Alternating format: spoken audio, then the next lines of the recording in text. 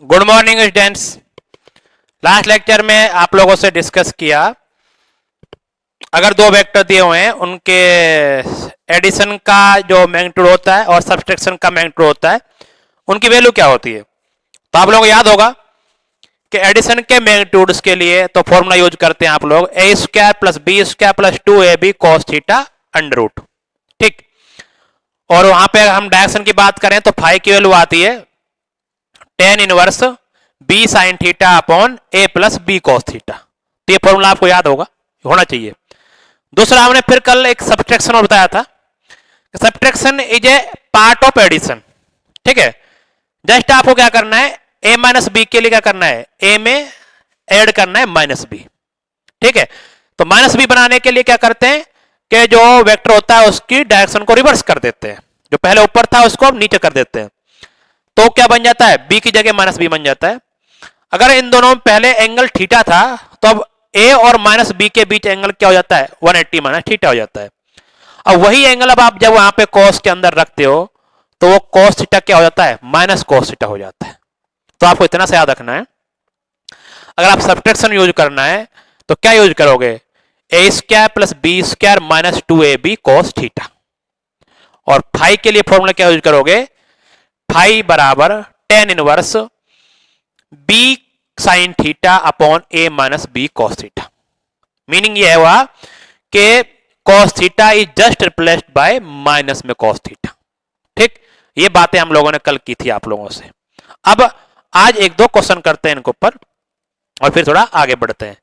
तो क्वेश्चन देखो बड़ा आसान है, अगर दो वेक्टर दिए हुए हैं इस तरह से, है ना, तो एग्जांपल लिख लो यहां पे, if two vector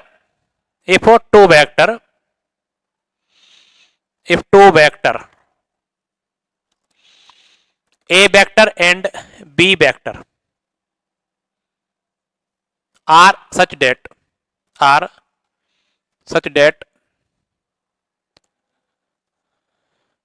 a plus B का मोड मतलब मैग्नीट्यूड इक्वल टू क्या है, a माइनस बी का मैग्नीट्यूड। ये दोनों क्या है, बराबर है। a प्लस बी का मैग्नीट्यूड और a माइनस बी का मैग्नीट्यूड दोनों क्या है, इक्वल है, ये दिया हुआ है। then find angle between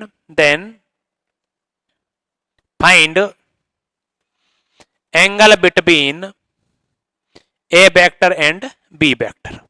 तो ये आपका क्वेश्चन है, क्या आपको एंगल फाइंड करना है किसके बीच में, ए और बी के बीच में। तो ये आपको कंडीशन दी हुई है कि इनका मैग्नीट्यूड क्या है, बराबर है, मतलब ये एडिशन का है और ये क्या है, सब्ट्रैक्शन वाला पार्ट है। ठीक, अच्छा, तो अब हम यहां पे क्या बात लिखने वाले हैं, मैं समझा देता हूं आप लोगों को, क्या आप सॉल्यूशन में लिखने वाले हो, है ना। Let angle between A vector and B vector is theta. तो ये मान लिया आप लोगों ने कि ए वेक्टर और बी वेक्टर के बीच एंगल क्या है, थीटा है।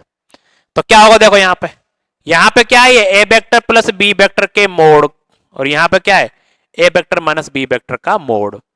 तो अब आप कल दो फॉर्मूले पढ़े आप लोगों ने कि यहां पे ए प्लस बी का होल स्क्वायर का मतलब क्या होता है, A square plus B square plus 2ab cos theta under root. सही, यहां पे क्या होगा, A square plus B square, यहां पे क्या जाएगा, माइनस में 2ab cos theta under root. बहुत साइड स्क्वायर रूट को हटाने के लिए आप क्या कर दो, स्क्वायर कर दो। तो स्क्वायर करेंगे तो क्या हो जाएगा, यहां पे देखो, A square plus B square plus 2ab cos theta, यहां बचेगा A square plus B square minus में 2ab cos थीटा। तो क्या काम किया मैंने बस अभी तक, स्क्वायर हटा दिया। अब देखो, ए से ए मर जाएगा इधर और बी से क्या है, बी मर जाएगा। इसको इधर लेके जाएं तो क्या बचेगा, ये बचेगा आपके पास 4ab cos theta equal to 0। अब ए और बी तो 0 होंगे नहीं, तो किसको 0 होगा, cos थीटा 0 होगा, क्योंकि A and B are non zero. ठीक है, ये तो 0 है नहीं, अगर ये 0 नहीं है तो इसलिए क्या होगा, cos थीटा क्या होगा आपका, 0 होगा। और cos थीटा अगर 0 हो गया तो थीटा की वैल्यू कितनी हो जाएगी, 90 डिग्री। तो आंसर क्या आपका 90 डिग्री। अगर दो वेक्टर इस तरह से लगे हुए हैं 90 डिग्री पर, तो उनका मैग्नीट्यूड चाहे आप डिफरेंस का निकालो चाहे एडिशन का निकालो, दोनों का मैग्नीट्यूड क्या आएगा, सेम आएगा। अगर आप लोग इसको डायग्राम से थोड़ा देखना चाहो, समझना चाहो, तो ये कहना क्या चाहता है क्वेश्चन, वो समझ सकते हो आप लोग। मान लो आपके पास ये आपका ए वेक्टर है, ठीक है, और ऊपर क्या आपका बी वेक्टर है, ठीक। तो आप लोगों को क्या चाहिए, ए प्लस बी चाहिए। तो ये ए प्लस बी बनाएंगे तो वही पैरेललोग्राम बनाते हैं ऐसे। तो यहां पर पैरेललोग्राम की जगह क्या बन जाएगा, एक रेक्टेंगल बन जाएगा। तो ये वाला क्या बनेगा आपका, ए प्लस बी बनेगा। तो ये वाला क्या बन जाएगा आपका, ए प्लस बी, ठीक है, ए प्लस बी। और इसका मैग्नीट्यूड की अगर बात करें तो क्या बनेगी, अंडर रूट ए स्क्वायर प्लस बी स्क्वायर का ये जाएगा मैग्नीट्यूड। कितने एंगल पर है, 90 डिग्री पे। अगर मैं बात करूं ए माइनस बी, तो ए माइनस बी कैसे करोगे, ये आपका ए है और ये क्या आपका माइनस बी है। अगर होता है बी को उल्टा करने पर क्या हो जाता है, माइनस बी। आप लोग इसको मिलाओगे फिर से यहाँ पे, वही यहाँ का रिजल्टेंट क्या आने वाला है, ये आने वाला है। तो यहाँ पे क्या आएगा, ए माइनस बी आ जाएगा। लेकिन अगर इसके मैग्नीट्यूड की बात करेंगे तो क्या आएगी, वही आएगा ए स्क्वायर प्लस बी स्क्वायर का अंडर रूट। मैग्नीट्यूड हम बात करें यहां से यहां तक का मैग्नीट्यूड की अगर बात करें तो यही आएगा सेम। तो मैग्नीट्यूड दोनों केसों में क्या आएगा, सेम आएगा। अगर दो वेक्टर क्या हो, 90 डिग्री पर हो, चाहे ए प्लस बी का निकालो चाहे ए माइनस बी का निकालो। एक्चुअल होता क्या है ना, आपको ये बात मैंने कल लिखाई थी कि जो लार्जर डायगोनल होता है वो आपको एडिशन देता है और स्मॉल डायगोनल क्या देता है, आपको सब्ट्रैक्शन देता है। लेकिन जैसे ही आप 90 डिग्री पे पहुंचे एंगल लेके, तो वो अब पैरेललोग्राम नहीं बचा, क्या बन गया वो बन गया आपका सिंपल रेक्टेंगल। और रेक्टेंगल का तो आप लोगों को दोनों डायगोनल क्या होते हैं, सेम होते हैं, लार्जर और स्मॉलर दोनों सेम होते हैं। इसलिए यही बात यहाँ पे आ गई कि अगर रेक्टेंगल यूज करेंगे तो उनका एडिशन सब्ट्रैक्शन दोनों क्या आएंगे, सेम आएंगे अगर 90 डिग्री पे होंगे, ठीक। तो ये बात आपको याद रखनी है। चलो अच्छी बात। अब थोड़ा आगे बढ़ते हैं, देखो थोड़ा आगे बढ़ते हैं। तो ये हो गया आपका एक क्वेश्चन हो गया। नेक्स्ट क्वेश्चन देखते हैं एक।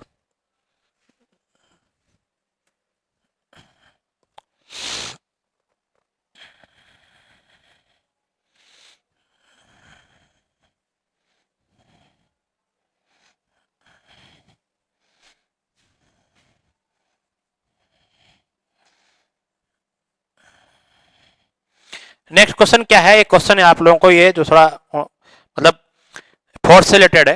एक्चुअली हमें डील भी फोर्स में ही करना है। वेक्टर पढ़ने का रीजन यही है कि फिजिक्स में बहुत सारी क्वांटिटी क्या होती है, वेक्टर क्वांटिटी होती है। जैसे फोर्स हुआ, ठीक है, जब फोर्स है तो उनका एडिशन जो है अब वेक्टर की तरह होता है। डायरेक्ट नहीं कर सकते कि भाई इस पर 4 न्यूटन लग रहा है, 5 न्यूटन लग रहा है, तो आप 9 न्यूटन नहीं बोल सकते उसको। तो आपको क्या करना पड़ेगा, उसमें आपको एंगल देखना पड़ेगा, फिर आपको यही लगाने पड़ेंगे आर का फॉर्मूला, ठीक। तो एक क्वेश्चन है, टू वेक्टर है F1 vector F2 vector are act at angle 120 degree, ठीक है। तो ये क्वेश्चन समझो अब क्या कह रहा है। अब क्या किया, अगर F2 की डायरेक्शन को रिवर्स कर दें तो न्यू मैग्नीट्यूड जो आ रहा है रिजल्टेंट का, वो √3 टाइम्स हो जाता है फर्स्ट वाले मैग्नीट्यूड से, ठीक है। तो देखो यहां पर क्या है, यहां पे two forces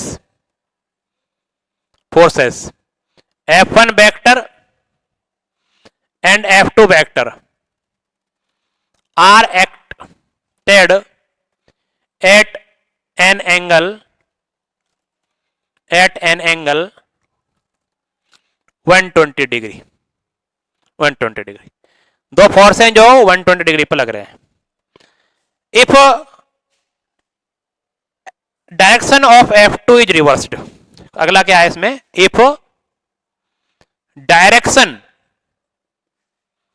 of F2 vector is reversed, ठीक है, क्या कर दी गई, direction of F2 vector is reversed, then if direction of F2 vector is reversed, then magnitude of new resultant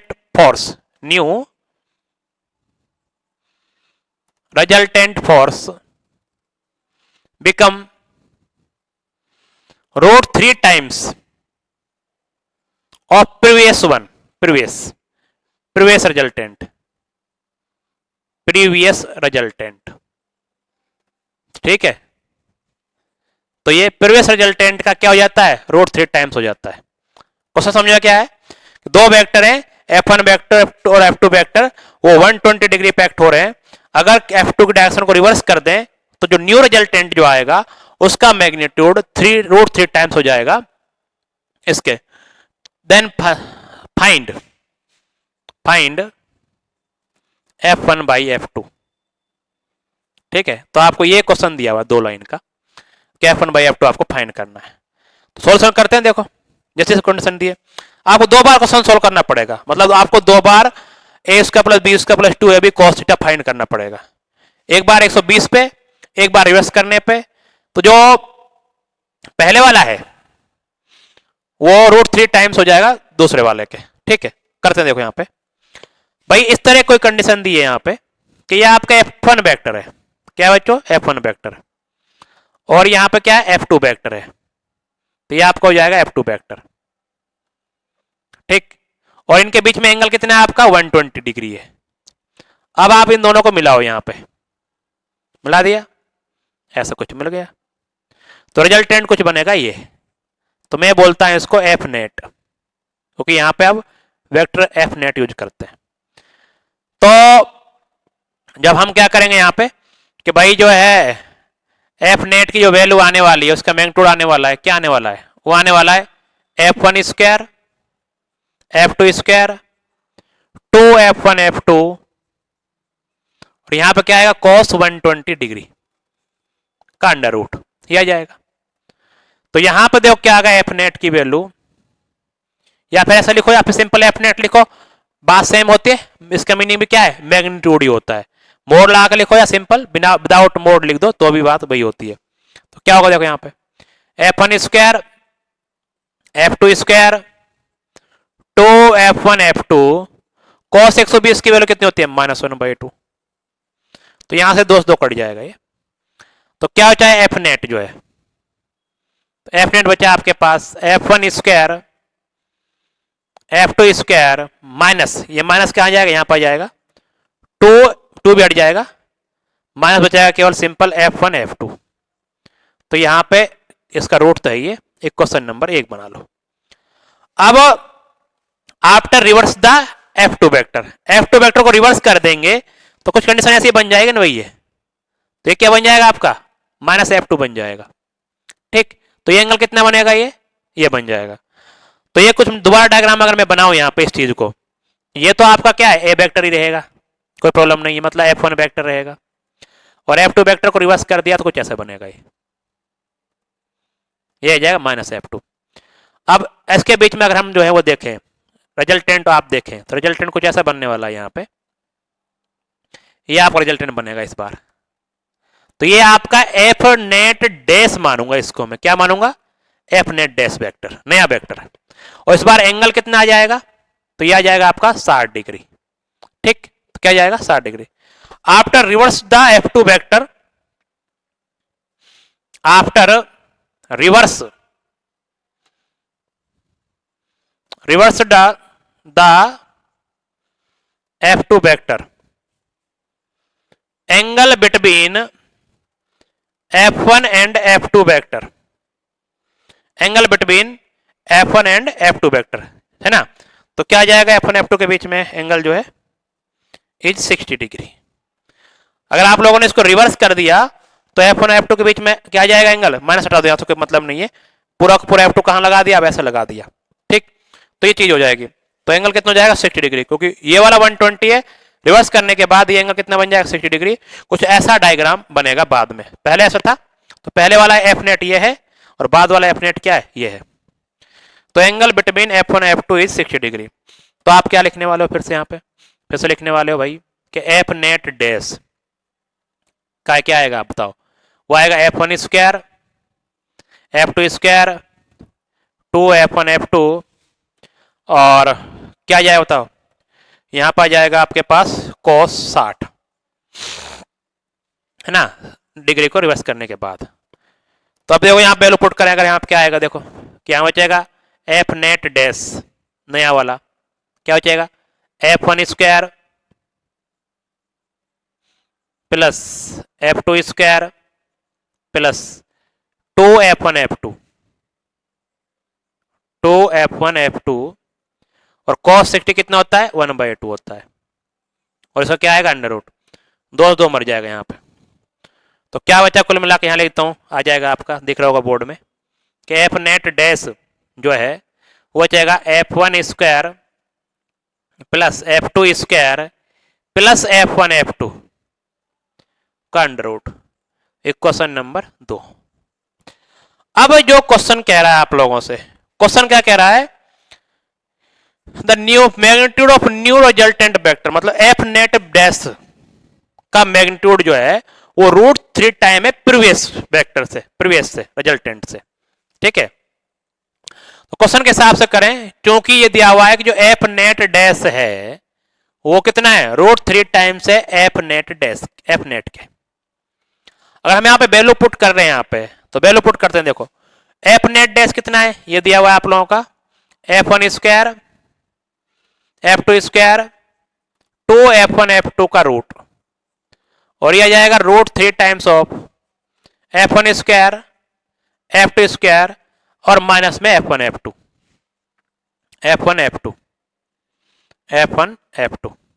का अंडर रूट, दोनों तरफ स्क्वायर रूट हटा दो तो क्या हो जाएगा, यहाँ पर simple F1 square F2 square, 2 नहीं आएगा, सॉरी यहाँ पे 2 नहीं है, 2 नहीं है, यहाँ पे जाएगा F1, यहाँ पे जाएगा F2 इक्वल टू, इसको हटाएंगे तो यहाँ पे √3 हट जाएगा, क्या हो जाएगा यहाँ पे 3, और 3 का मल्टीप्लाई भी कर रहा हूं मैं अंदर, है ना, इसका तो हटा रहा हूं और साथ में क्या कर रहा हूं, 3 का मल्टीप्लाई भी कर रहा हूं, तो क्या हो जाएगा 3F1 square 3F2 square minus 3F1 F2, ये बच जाएगा। अब इसको एक साथ ले लें, इधर ले आओ इस सब चीज को, तो 3F1 स्क्वायर इधर है, F1 स्क्वायर इधर है, तो क्या हो जाएगा 2F1 square plus 2F2 square minus 4F1 F2 equal to 0। अब ऐसा करो, इसमें आप लोग 2 से डिवाइड कर दो, तो क्या हो जाएगा, 2 से डिवाइड करने के बाद बचेगा simple F1 square plus F2 square minus में 2F1 F2, है ना। अब हमें तो F1/F2 चाहिए ना, तो यहां से निकालना पड़ेगा F1/F2, तो ऐसा करो, इस इक्वेशन को F2 स्क्वायर से डिवाइड करने पर, divide equation by divide equation, इसको नाम क्या है 3/F2 स्क्वायर, क्योंकि हमें क्या चाहिए F1/F2 का रेशो चाहिए, तो यहां पर लिखेंगे तो क्या आएगा भाई, यहां पर लिखेंगे F1 का स्क्वायर बटे F2 का स्क्वायर, यहां पे F2 का स्क्वायर अपॉन F2 का स्क्वायर, यहां पे माइनस में 2F1 F2 अपॉन F2 का स्क्वायर इक्वल टू 0। तो यहां क्या हो जाएगा, कुल मिलाकर देखा जाए तो ये हो जाएगा F1/F2 का होल स्क्वायर। ठीक है, यहां हो जाएगा, एक कट जाएगा, माइनस में 2F1/F2 प्लस यहां क्या हो जाएगा F2 स्क्वायर कट जाएगा, तो क्या हो जाएगा +1 इक्वल टू क्या हो जाएगा 0। तो इक्वेशन नंबर 4। अब हमें ये F1/F2 स्क्वायर में क्या बन गई, क्वाड्रेटिक बन गई, क्या बन गई, सिंपल एक क्वाड्रेटिक बन गई। इस क्वाड्रेटिक को क्या करना है, सोल्व करना है, तो क्वाड्रेटिक को सोल्व कर देते हैं, देखो यहां पे, तो क्वाड्रेटिक को सोल्व करते हैं, देखो इधर,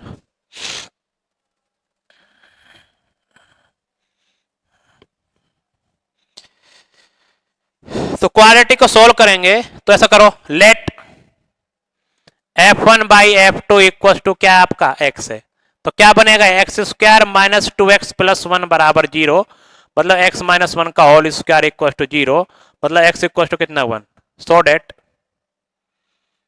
F1/F2 का रेशो क्या आ जाएगा, 1 आ जाएगा। यही आपका आंसर है, ठीक है, यही आंसर है आपका।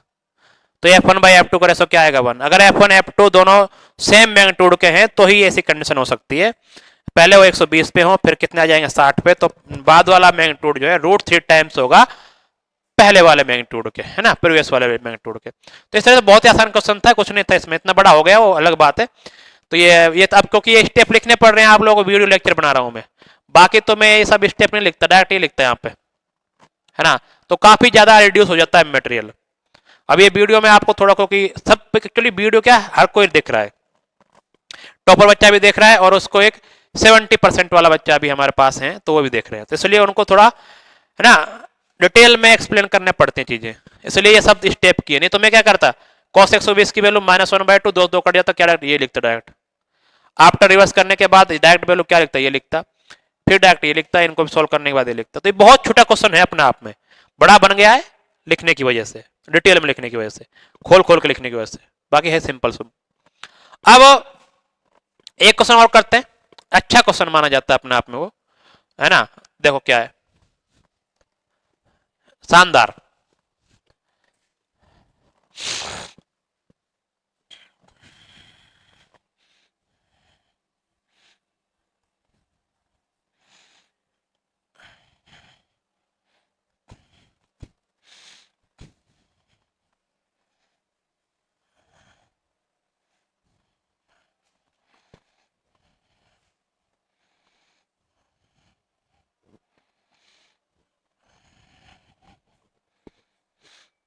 हाँ भाई, तो देखो क्या है क्वेश्चन है, क्वेश्चन कुछ ऐसा है कि दो यूनिट वेक्टर का जो सम है, एडिशन है, वो क्या है, एक यूनिट वेक्टर है, तो उन यूनिट वेक्टर्स के डिफरेंस का मैग्नीट्यूड फाइंड करना। तो एक लिख लो क्या है example, if sum of two unit vector is also a unit vector, then find magnitude of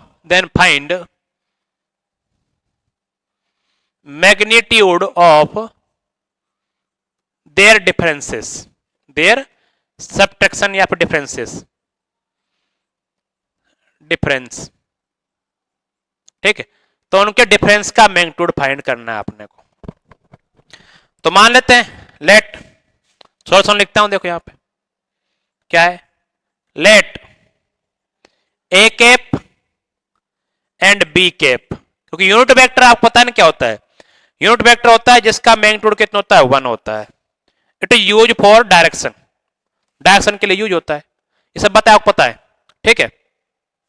तो let A cap and B cap are unit vector, are two unit vector, तो ये क्या है, दो यूनिट वेक्टर है। और question के हिसाब से करें तो ए कैप और बी कैप क्या दिया हुआ है, सी कैप दिया है, तो सी कैप भी क्या है, इज ए यूनिट वेक्टर, ठीक। तो ये आप लोग क्या हो जाएगा, एक यूनिट वेक्टर होगा। अब बोला है ये क्वेश्चन के साथ चल रहा है, the sum of the two unit vector is also unit vector, तो सम जो है A cap plus B cap का सम भी क्या आ रहा है, एक यूनिट वेक्टर आ रहा है। तो मैं मान लेता हूं if angle between A cap and B cap is theta, तो आप यहां पर क्या करेंगे भैया, A cap plus B cap का अगर मैग्नीट्यूड निकालने की बात करें, दोनों तरफ क्या कर लो, मोड ले लो, both side taking mode, both side mode ले लो। तो यहां पे अब अगर हम बात करें तो क्या बचेगा, ए कैप का स्क्वायर बी कैप का square plus 2a cap b cap, यहां बचेगा कॉस थीटा का अंडर रूट, और यहां बचेगा सी कैप का मोड। अब हम जानते हैं क्योंकि ए कैप भी एक यूनिट वेक्टर है, बी कैप भी एक यूनिट वेक्टर है, सी कैप भी एक यूनिट वेक्टर है, तो इनका मोड क्या होगा, 1 होगा। यूनिट वेक्टर्स का मैग्नीट्यूड क्या होता है, 1 होता है, ठीक। तो यहां पे क्या लिखूंगा, इसको हटा दूंगा, यहां बचेगा 1 + 2 1 into cos theta equal to कितना, 1, स्क्वायर रूट भी हटा दो तो ये बच जाएगा, हर जगह 1 आ जाएगा, ये 1 से 1 मर जाएगा। तो यहां से क्या हो जाएगा आपका, कॉस थीटा इक्वल हो जाएगा -1/2। इसकी जरूरत पड़ सकती है, इसको एक क्वेश्चन नंबर वगैरह दे दो। ये अब आते हैं जो क्वेश्चन कह रहा है, क्वेश्चन क्या कह रहा है, डिफरेंस का मैग्नीट्यूड बताना है ना। तो हमें क्या फाइंड करना है, difference of A vector and minus vector, magnitude of A cap minus में बी कैप, ये बताना है। तो A cap minus B cap का मैग्नीट्यूड क्या होता है आपको पता है, A square plus B square plus 2a minus 2ab cos theta. Difference के लिए क्या करते हो, A square plus B square minus में 2ab cos थीटा। तो यहां क्या आ जाएगा, ए कैप के मोड का स्क्वायर बी कैप के मोड का square minus 2 A cap b cap और यहां पर क्या आएगा cos थीटा का अंडर रूट। माइनस क्यों आया, डिफरेंस ले रहे हैं आप लोग। तो अब यहां पर अगर वैल्यू पुट करूं तो यहां पर आएगा 1 का स्क्वायर, क्योंकि मैग्नीट्यूड कितना होता है इन कैप का 1 होता है ना, ये बात लिखी हुई है, माइनस में 2 और यहां पे 1 इंटू 1 और cos थीटा की वैल्यू कितनी आई थी हमारी -1/2। तो यहां से cos थीटा की वैल्यू आ जाएगी -1/2 का अंडर रूट। तो यहां पर क्या आ जाएगा, A cap minus B cap का मोड इक्वल टू, तो 1 + 1 और माइनस माइनस प्लस हो जाएगा, 2 से 2 मर जाएगा, तो क्या हो जाएगा ये +1। तो क्या होगा कुल मिला के ए कैप माइनस बी कैप का मोड इक्वल टू कितना √3। तो ये आपका आंसर है। स्टैंडर्ड क्वेश्चन है, अपने आप में अच्छा क्वेश्चन है। तो इस तरह से आप लोगों के बहुत सारे क्वेश्चन बनते हैं। कल और टॉपिक पढ़ाएंगे। देखो हम स्पीड नहीं बढ़ा सकते भाई, प्रॉब्लम है हमारे साथ ना, हमारे पास हर तरह का बच्चा है, टॉपर और लोअर भी सब है, सब मिक्स है, तो सबको समझाते हुए चलना है, लेकिन लेवल बढ़ेगा धीरे धीरे। ऐसा नहीं है कि आप लोगों को नहीं पढ़ाया जाएगा लेवल, ये भी अच्छे क्वेश्चन है, अपने आप में बहुत अच्छे क्वेश्चन है, ठीक है। ऐसा नहीं किसी के कोचिंग में 2 दिन में वेक्टर खत्म कर दिया या कुछ, ऐसा कुछ नहीं होने वाला, पूरा डिटेल में पढ़ाया जाएगा। ऐसा लगेगा कि आपने कुछ पढ़ा है सीखा है, ऐसा नहीं कि हवा में उड़ गया, वो नहीं करना हमने को। तो आज के लिए इतने रखते हैं, फिर कल पढ़ते हैं। Thank you.